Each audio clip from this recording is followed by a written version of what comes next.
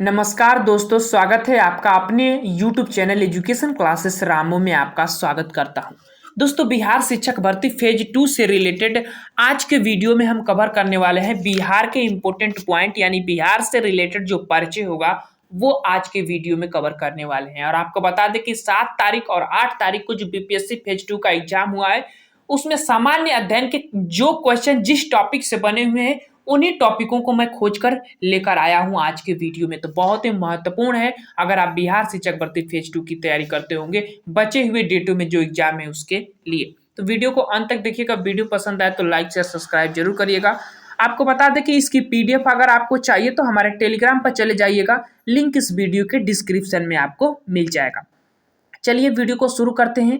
7 तारीख और 8 तारीख को जो एग्जाम हुआ है बीपीएससी फेज 2 का, उसका सामान्य अध्ययन के जहां जहां से प्रश्न बने हुए हैं उन टॉपिकों को हम आज के वीडियो में कवर करने वाले हैं। एक ही वीडियो में कवर किया जाएगा। चलिए वीडियो को शुरू करते हैं। पहले हम बिहार का भौगोलिक स्थिति को समझते हैं। तो बिहार जो है उत्तर पूर्व भारत में स्थित है। ये तो आपको सीधी सीधी नक्शे में ही आपको पता चल जाएगा। उसके बाद इसका अक्षांशीय विस्तार और देशांतरी विस्तार देखा जाता है कि कितने कितने के बीच में है। तो पहले अक्षांशीय विस्तार को हम देखते हैं। अक्षांशीय विस्तार की अगर हम बात करें तो सीधी सीधी आप 24 डिग्री अच्छा उत्तरी अक्षांश में स्थित है। तो 24 डिग्री से लेकर उत्तरी अक्षांश में 24 डिग्री से लेकर और 27 डिग्री के बीच जो है इसका अक्षांशीय विस्तार है बिहार का। अब उसके बाद देशांतरी विस्तार जो है इसका देखा जाता है तो 83 डिग्री से लेकर और लगभग जो है 88 डिग्री के आसपास जो है ये देखने को मिलता है देशांतरी विस्तार में अगर हम बात करें बिहार राज्य की। और किलोमीटर में इसकी लंबाई की बात करें तो उत्तर से दक्षिण की अगर हम बात करें तो 345 किलोमीटर है इसकी लंबाई, और पूर्व से पश्चिम की बात करें तो 483 किलोमीटर के आसपास इसकी जो है लंबाई है। तो ये बेसिक चीजें थी जो बिहार राज्य के भौगोलिक स्थिति के बारे में आपको बताते हैं। जैसे यहाँ पर साफ साफ समझ लीजिए, अक्षांशीय विस्तार की बात करें तो 24 डिग्री नॉर्थ से लेकर और 27 डिग्री नॉर्थ तक ये फैला हुआ है अक्षांशीय विस्तार। देशांतरी विस्तार जो है 83 डिग्री से लेकर 88 डिग्री जो है देशांतरी विस्तार यानी पूर्व साइड में, भारत के उत्तर पूर्व साइड में जो है स्थित है। ये देशांतरी विस्तार इसका है। और इसका राज्य की आकृति की बात करें तो ये आयताकार है। तो इतने बस पॉइंट थे।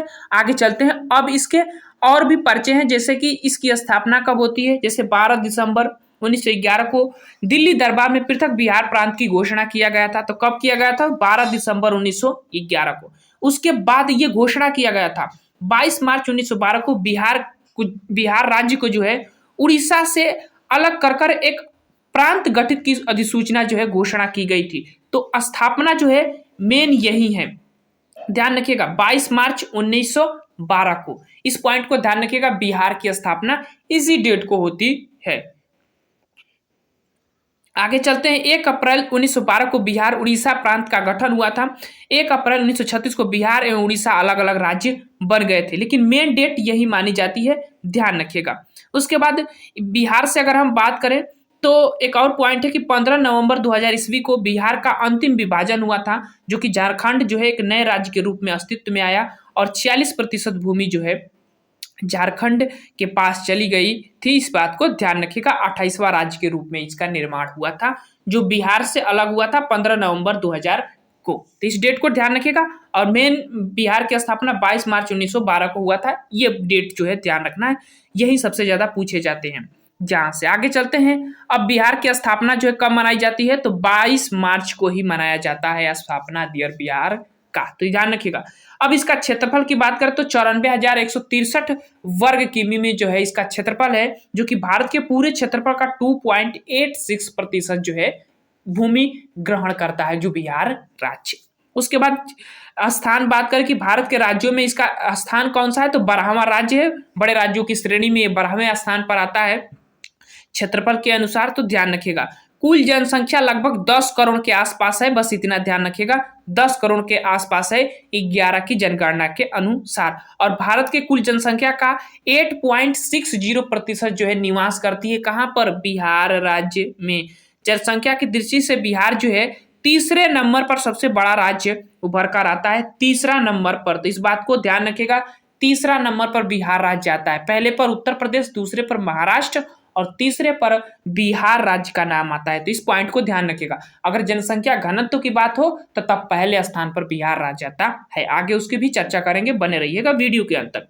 इसकी लंबाई 345 जो है किलोमीटर है उत्तर से दक्षिण, और चौड़ाई जो है 383 किलोमीटर है पूर्व से पश्चिम जो है इसकी लंबाई है बिहार राज्य की।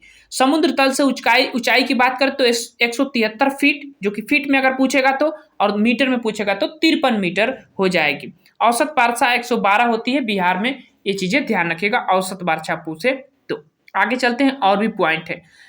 अब यहाँ पर हम कुछ देखते हैं, बिहार के कुछ प्रमंडल हैं, विभाजन है, प्रशासनिक विभाजन, उसको बात करते हैं। जैसे प्रमंडल कितने हैं? 9 हैं। जिले कितने हैं? 38। 38वां जिला अलवर बना है, ध्यान रखिएगा, न्यूनतम इसको कह सकते हैं आप। अनुमंडल कितने? 101 है। प्रखंड स अंचल कितने हैं? तो 534 है। पंचायत कितने हैं? तो 8067 जो है इसके पंचायत इसमें है बिहार राज्य में। और नगर निगम कौन है? कितने हैं? तो 19 है। 19वां नगर निगम सहरसा को बनाया गया है, ये भी ध्यान रखिएगा। नगर परिषद की कितनी है? तो 88 है। और उसके बाद नगर पंचायत 154 है, इसको भी ध्यान रखिएगा। आगे चलते हैं, जहां पर मेन इंपोर्टेंट रहेंगे वहां पर रीमार्क हम कर देंगे। चलिए, बिहार की विधायिका की बात करें तो पुलिस जिला जो है 40 है। पुलिस जिला जो है अगर हम बात करें तो 40, जो कि 38 जिलों में इसको अलग अलग बैठाया गया है। उसके बाद बिहार का विधानमंडल द्विसदनी है। आपको पता होगा कि विधान परिषद भी है और विधानसभा भी है, तो ये चीजें ध्यान रखिएगा। द्विसदनात्मक व्यवस्था जो है बिहार में है। उसके बाद बिहार विधानसभा की सीटों की संख्या 243 है, इस चीज को ध्यान रखिएगा। विधानसभा में पूछे तो 243 सीटें हैं। विधान परिषद में सीटों की संख्या पूछे तो 75 है। लोकसभा में कितने सीटें चुनकर जाती हैं बिहार राज्य से? तो 40 सीटें जो है चुनकर जाते हैं 40 लोग। तो यार 40 सीटें जो है लोकसभा की बिहार में मिलेगी, राज्यसभा की 16 सीटें जो है मिलेगी देखने को। चलिए आगे चलते हैं। अब बिहार राज्य के कुछ प्रतीक चिन्ह है, उसको हम देख लेते हैं। जैसे कि राजकीय चिन्ह क्या है? बोधि वृक्ष है। प्रथम राजकीय भाषा हिंदी। द्वितीय राजकीय भाषा क्या है? उर्दू। राजकीय वृक्ष पीपल। राजकीय पुष्प गेंदा। राजकीय पशु क्या है? तो बैल है। 2013 के पूर्व जो है रिछ हुआ करता था, लेकिन अब जो है बैल हुआ करता था, बैल है अब। चलिए आगे चलते हैं। राजकीय पक्षी का है? गौरैया है। 2013 के पूर्व जो है फाख्ता हुआ करता था राजकीय पक्षी। राजकीय मछली जो है मांगुर है, ध्यान रखिएगा। आगे चलते हैं, और भी बिहार राज्य से इंपोर्टेंट पॉइंटों को हम कवर करते हैं जो एग्जाम की दृष्टि से बहुत महत्वपूर्ण है। बिहार का राजकीय गीत की बात करें तो मेरे भारत के कंठहार तुमको सत सत वंदनम बिहार, ये जो है इसका राजकीय गीत है बिहार राज्य का। गीतकार इसके कौन थे? तो सत्यनारायण थे।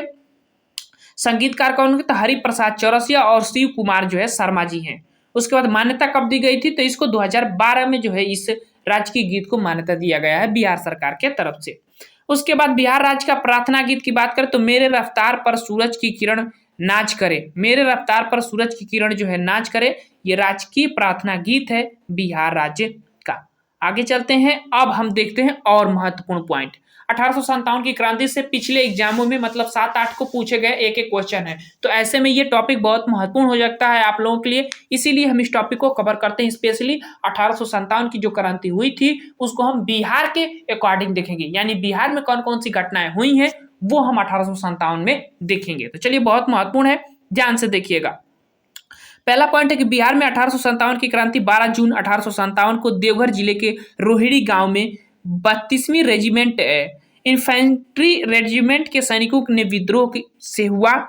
इस विद्रोह में लेफ्टिनेंट नॉर्मन लेस्सी और सर्जन डॉक्टर ग्रांट मारे गए थे। तो दो चीजें ध्यान रखिएगा। 12 जून 1857 को देवघर जिले के रोहिणी गांव में, क्योंकि बीपीएससी बहुत अंदर क्वेश्चन जो है पूछ रही है सामान्य ज्ञान से रिलेटेड। हालांकि जो भाषा का लैंग्वेज वाला जो क्वेश्चन हुआ करता था वो सरल पूछ रहा है, लेकिन जो सामान्य अध्ययन का जो क्वेश्चन है वो थोड़ा टॉप लेवल का पूछ रहा है इस बार के एग्जाम में भी, तो ध्यान रखिएगा। रोहिणी के विद्रोह को मेजर मैकडोनाल्ड द्वारा दबा दिया गया था। विद्रोही सैनिकों को फांसी दे दी गई थी। अगला पॉइंट है कि पटना में विद्रोह का नेतृत्व 3 जुलाई को पटना सिटी के पुस्तक विक्रेता पीर अली पटना में किए थे। 1857 की क्रांति का विद्रोह किए थे पटना में, तो ये चीजें ध्यान रखिएगा।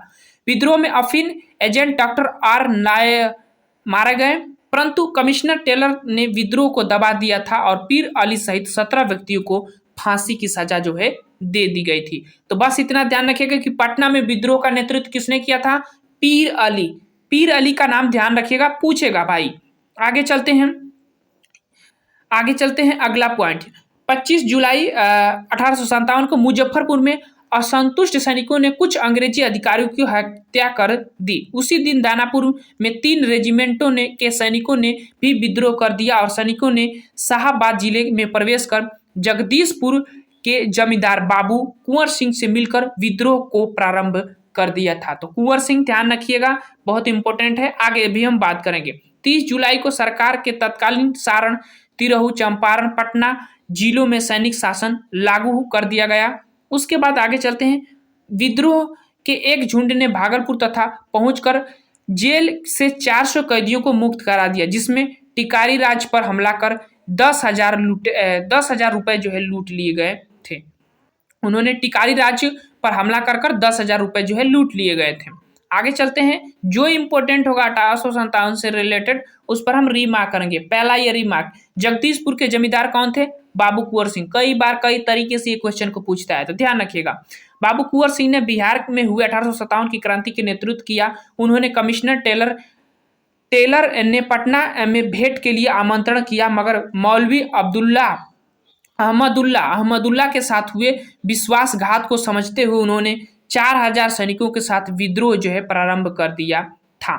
उसके बाद उन्होंने जगदीशपुर में बंदूकें, गोला बारूद बनाने का कारखाना स्थापित किया तथा 27 जुलाई 1857 को आरा पर अधिकार जो है उन्होंने कर लिया था। 75 वर्ष की उम्र में इन्होंने इतनी मेहनत किए थे। आगे चलते हैं और भी पॉइंट देखते हैं इन्हीं से रिलेटेड। आरा में हुए संघर्ष में कैप्टन डनवर मारा गया, लेकिन कुंवर सिंह को आरा छोड़ना पड़ा। वे रीवा और बांदा के रास्ते लखनऊ पहुंचे। उन्हें अवध के शाह ने आजमगढ़ जिला का फरमान दिया।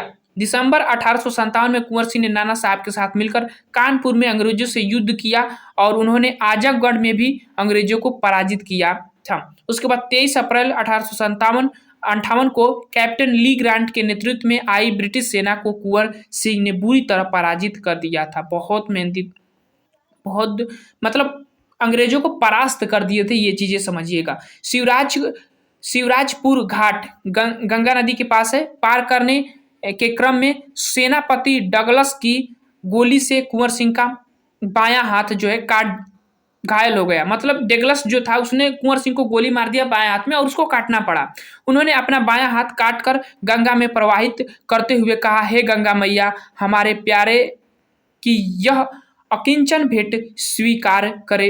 उन्होंने ये जो है वक्तव्य उस समय कहा था जब उन्होंने गंगा मैया में अपना हाथ काटकर बहवा दिया था। उसके बाद आगे चलते हैं। 26 अप्रैल 1858 को कुंवर सिंह की जो है मृत्यु हो जाती है और कुंवर सिंह की मृत्यु के बाद उनके छोटे भाई अमर सिंह, ये बहुत इंपॉर्टेंट पॉइंट है कि जब कुंवर सिंह मरते हैं तो उनके बाद उनका नेतृत्व जो आंदोलन था उसको किसने शुरू किया था, उनका स्थान किसने लिया था? तो अमर सिंह ने लिया था। तो इस बात को ध्यान रखिएगा, एग्जाम में बना हुआ है।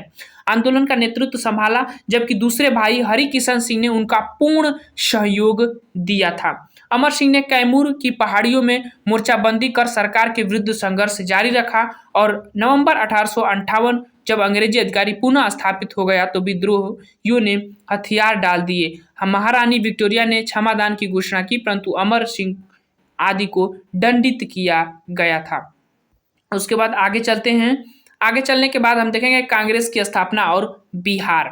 ये भी बहुत महत्वपूर्ण पॉइंट है कि कांग्रेस से रिलेटेड एक क्वेश्चन अभी हमको लगता है कि 7 तारीख के डेट के जो पेपर हुआ था वहां पर ये पूछा गया था एक क्वेश्चन यहीं से, तो इंपॉर्टेंट है, ध्यान से देखिएगा।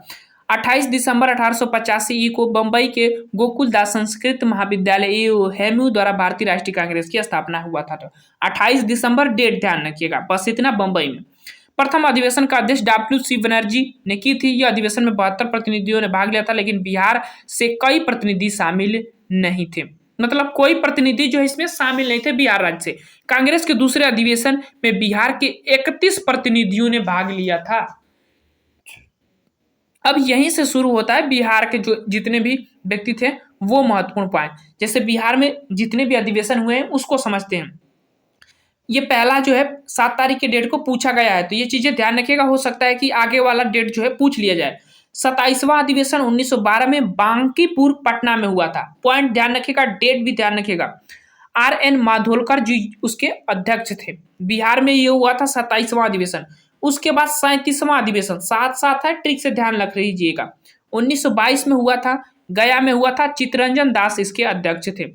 उसके बाद 54वां अधिवेशन जो है बिहार में हुआ था 1940 में, रामगढ़ झारखंड के आसपास पड़ता है, अभी ये झारखंड में है। उसके बाद मौलाना अबुल कलाम आजाद जो है इसके अध्यक्ष हुए थे। तो 3 अध्यक्ष थे, RN माधोलकर, चित्तरंजन दास और मौलाना अबुल कलाम आजाद। अब ये तीनों लोगों का नाम ध्यान रखिएगा, पहला बन चुका है, हो सकता है ये दोनों में से कोई न एक बनेगा, तो इस पॉइंट को ध्यान रखिएगा। आगे चलते हैं। और कुछ महत्वपूर्ण आंदोलन है जिसको मैंने कवर किया है, जो एग्जाम की दृष्टि से बहुत महत्वपूर्ण है, जैसे बंग भंग या स्वदेशी आंदोलन भी कहते हैं। वो बिहार में उसका प्रभुत्व क्या था उसको हम देखते हैं। बंगाल विभाजन की घोषणा 20 जुलाई 1905 को तत्कालीन वायसराय लॉर्ड कर्जन ने की। इसे 16 अक्टूबर 1905 को प्रभावी किया गया। विभाजन के विरोध में संपूर्ण देश में बंग भंग विरोधी आंदोलन शुरू हो गया। बंगाल विभाजन के विरोध में बिहार में प्रधानाध्यापक सतीश चंद्र चक्रवर्ती की प्रेरणा से 16 दिसंबर 1905 को दरभंगा में रक्षा बंधन जो है बनाया गया था। उस विरोध में बंगाल विभाजन के विरोध के सशक्त बनाने के लिए बिहारी स्टूडेंट कॉन्फ्रेंस की स्थापना 1906 में हुई थी और बंगाल विभाजन को 1911 में जो है रद्द कर दिया गया था। तो ये चीजें ध्यान रखिएगा। आगे चलते हैं। मुजफ्फरपुर बम कांड, ये भी काफी ट्रेंडिंग है, तो ध्यान रखिएगा। 1908 में हुआ था। मुजफ्फरपुर में 30 अप्रैल 1908 को खुदीराम बोस और प्रफुल्ल चाकी ने जज किंग्सफोर्ड की हत्या का प्रयास किया। उन्होंने गाड़ी पर बम फेंका, लेकिन गाड़ी के प्रिंगले केनेडी की पत्नी और पुत्री थी।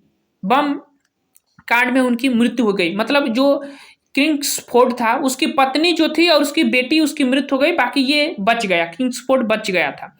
इस घटना के बाद दोनों रेलवे लाइन से जो है समस्तीपुर भाग निकले। प्रफुल्ल चाकी गिरफ्तारी से बचने के लिए आत्महत्या कर ली, लेकिन खुदीराम बोस जो है पूसा में पकड़े गए थे। खुदीराम बोस को 18 वर्ष की आयु में 11 अगस्त 1908 को फांसी दे दिया गया था। इस डेट को ध्यान रखिएगा भाई, बहुत महत्वपूर्ण है। 11 अगस्त 1908 को मुजफ्फरपुर बम कांड 30 अप्रैल 1908 को हुआ था। बस ये 2 चीजें डेट ध्यान रखिएगा। कौन संबंधित है? खुदीराम बोस, प्रफुल्ल चाकी। आगे चलते हैं। अब कुछ वन लाइनर पॉइंट में जो महत्वपूर्ण है उसको हम कवर कर लेते हैं। अब वो लास्ट ही चल रहा है। विश्व का प्रथम लोकतांत्रिक गणराज्य लिच्छवी वैशाली था। विश्व का प्रथम विश्वविद्यालय नालंदा विश्वविद्यालय था। विश्व का प्रथम वैभवशाली नगर पाटलिपुत्र था। विश्व का प्रथम खगोलीय वैज्ञानिक आर्यभट्ट थे। भारत के प्रथम राष्ट्रपति डॉक्टर राजेंद्र प्रसाद, जो बिहार से बिलोंग करते थे।